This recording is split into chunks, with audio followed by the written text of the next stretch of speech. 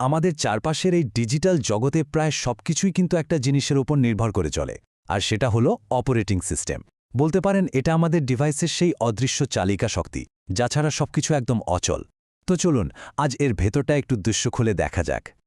আচ্ছা, একটা প্রশ্ন করি, এই যে আপনার কম্পিউটার চলছে, এর মধ্যে সবচেয়ে জরুরি প্রোগ্রাম কোনটা বলে মনে হয়? কোনো ওয়েব ব্রাউজার নাকি অন্য কিছু? উত্তরটা কিন্তু বেশ চমকে দেওয়ার মতো।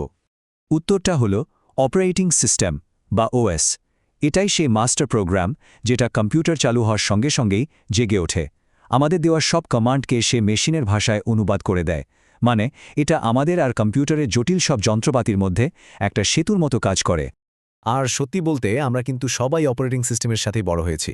যেমন ধরুন ডেস্কটপের জন্য আছে মাইক্রোসফট উইন্ডোজ, ম্যাক ওএস বা লিনাক্স। আবার আমাদের পকেটে যে ফোনটা সেটা হয়তো চলছে অ্যান্ড্রয়েড বা আইওএস। এগুলো সবই কিন্তু এক একটা অপারেটিং সিস্টেম। তো এই যে অপারেটিং সিস্টেম, এর একদম ভেতরে কি থাকে? এর মূল ভিত্তি হল দুটো জিনিস, কার্নেল আর শেল। চলুন এদের সাথে একটু পরিচয় হয়ে নেওয়া যাক। অপারেটিং সিস্টেমকে যদি আমরা একটা পেঁয়াজের মতো ভাবি, তাহলে এর একদম কেন্দ্রে বা কোরে যেটা থাকে সেটা হলো কার্নেল, আর তাকে বাইরের স্তর থেকে ঘিরে রাখে শেল। আমরা যখন কোনো কমান্ড দিই তখন আসলে আমরা শেলের সাথেই কথা বলি, আর শেল সেই কথাটা কার্নেলের কাছে পৌঁছে দেয়। আরও সহজ করে যদি বলি, শেল হলো আমাদের পার্সোনাল মেসেঞ্জার।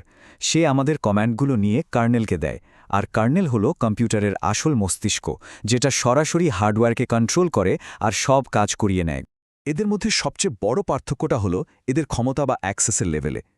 দেখুন, কার্নেল যেহেতু সরাসরি হার্ডওয়্যারের সাথে কাজ করে, তাই এর দরকার হয় বিশেষ প্রিভিলেজড মোডের। অন্যদিকে শেল কাজ করে ইউজার মোডে। এর কাজ শুধু আমাদের কমান্ড নেওয়া আর সেটা কার্নেলের কাছে পাঠিয়ে দেওয়া। এখানে একটা খুব জরুরি বিষয় পরিষ্কার করা দরকার, প্রোগ্রাম আর প্রসেসের মধ্যে পার্থক্যটা কি। ধরুন আপনার কম্পিউটারে calculator.exe ফাইলটা পড়ে আছে। এটা হলো একটা প্রোগ্রাম, মানে একটা ব্লুপ্রিন্ট বা কিছু নির্দেশের সেট। কিন্তু যেই মুহূর্তে আপনি ওটাতে ডাবল ক্লিক করে চালু করলেন, তখনই অপারেটিং সিস্টেম মেমোরিতে এর জন্য একটা অ্যাক্টিভ প্রসেস তৈরি করে ফেলল। মানে ব্লুপ্রিন্টটা এখন একটা জীবন্ত নির্মাণ কাজে পরিণত হলো। আচ্ছা, তাহলে একটা অপারেটিং সিস্টেম সারাদিন ঠিক কি কাজ করে? চলুন এর প্রধান দায়িত্বগুলো এক ঝলকে দেখে নেওয়া যাক। অপারেটিং সিস্টেম কিন্তু পর্দার আড়ালে অনেকগুলো গুরুত্বপূর্ণ কাজ সামলায়।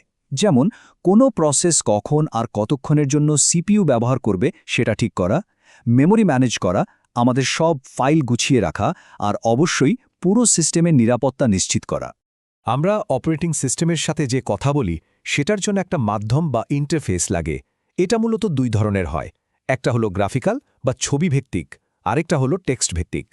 একদিকে আছে গ্রাফিক্যাল ইউজার ইন্টারফেস বা জিইউআই, মানে আমাদের খুব পরিচিত আইকন, মেনু, উইন্ডো এসবের রঙিন জগৎ। আর অন্যদিকে আছে কমান্ড লাইন ইন্টারফেস বা সিএলআই, যেখানে মাউসের কোনো কাজ নেই, সব কাজ করতে হয় কিবোর্ডে কমান্ড লিখে।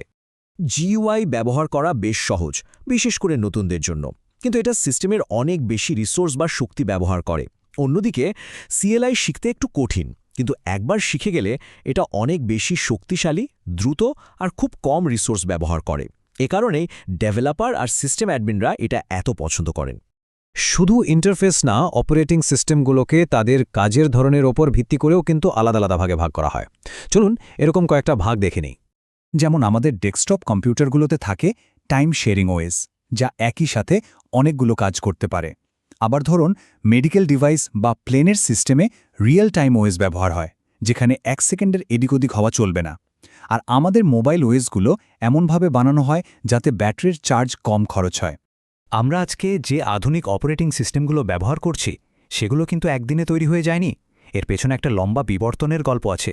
চলুন সেই টাইমলাইনে একবার ঘুরে আসা যাক। ভাবুন তো, ১৯৪০-এর দশকে কোনো অপারেটিং সিস্টেমই ছিল না। এরপর এলো ব্যাচ প্রসেসিং, মাল্টিপ্রোগ্রামিং আর টাইম শেয়ারিং সিস্টেম। ১৯৮০-র দশকে পার্সোনাল কম্পিউটার আসার পর তো সবকিছুই বদলে গেল। আর তারপর থেকে নেটওয়ার্ক, মোবাইল আর এখন তো আর্টিফিশিয়াল ইন্টেলিজেন্সের যুগ। অপারেটিং সিস্টেমের বিবর্তন চলছেই। এখন প্রশ্ন আসতে পারে, এত সব প্রযুক্তিগত ব্যাপার কি শুধু আইটি এক্সপার্টদের জন্য? উত্তরটা হলো একদমই না। চলুন দেখি কেন এই জ্ঞানটা সবার জন্য, বিশেষ করে একজন গবেষক বা একজন চিকিৎসকের জন্যও কেন এত জরুরি। এই কথাটা খুব সত্যি। আজকের দিনে সায়েন্স থেকে শুরু করে চিকিৎসা সবকিছুই কম্পিউটার নির্ভর। তাই অপারেটিং সিস্টেম কিভাবে কাজ করে তার একটা বেসিক ধারণা থাকাটা এখন সবার জন্যই অপরিহার্য হয়ে গেছে। ধরুন একজন রসায়নবিদের কথা। অপারেটিং সিস্টেমের জ্ঞান থাকলে তিনি সিমুলেশনের জন্য দরকারি সফটওয়্যারগুলো আরও ভালোভাবে চালাতে পারবেন, পরীক্ষা থেকে পাওয়া বিশাল সব ডেটাসেট সহজেই ম্যানেজ করতে পারবেন, আর তার গবেষণার ফলাফল যে অন্য কম্পিউটারেও একই থাকবে সেটাও নিশ্চিত করতে পারবেন। চিকিৎসকদের ক্ষেত্রে তো এটা আরও বেশি গুরুত্বপূর্ণ। রোগীর ব্যক্তিগত তথ্যের নিরাপত্তা থেকে শুরু করে হসপিটাল ম্যানেজমেন্ট সফটওয়্যার চালানো, এমনকি সিটি স্ক্যান বা এমআরআই মেশিনের সফটওয়্যারে কোনো সমস্যা হলে তা বুঝতেও কিন্তু ওএসের জ্ঞান খুব কাজে দেয়। তাহলে মূল কথাটা কি দাঁড়ালো? মূল কথাটা হলো সমস্যা সমাধান আর আত্মনির্ভরশীলতা। অপারেটিং সিস্টেমের বেসিক জ্ঞান থাকলে ছোটখাটো অনেক সমস্যা নিজেই সমাধান করে ফেলা যায়। এতে যেমন অন্যের উপর নির্ভরতা কমে, তেমনি আইটি টিমের সাথে কথা বলার সময় ঠিক কী সমস্যা হচ্ছে সেটা গুছিয়ে বলা যায়। একটা গোটা ঘর সমান কম্পিউটার থেকে শুরু করে আমাদের পকেটের ছোট্ট ফোন পর্যন্ত অপারেটিং সিস্টেমের এই যাত্রাটা সত্যি অবিশ্বাস্য। প্রযুক্তি যেভাবে এগুচ্ছে তাতে এর ভবিষ্যৎ যে আরও কত বিস্ময়কর হবে তা হয়তো আমরা এখন কল্পনাও করতে পারছি না। কি মনে হয় এরপর কি আসতে চলেছে?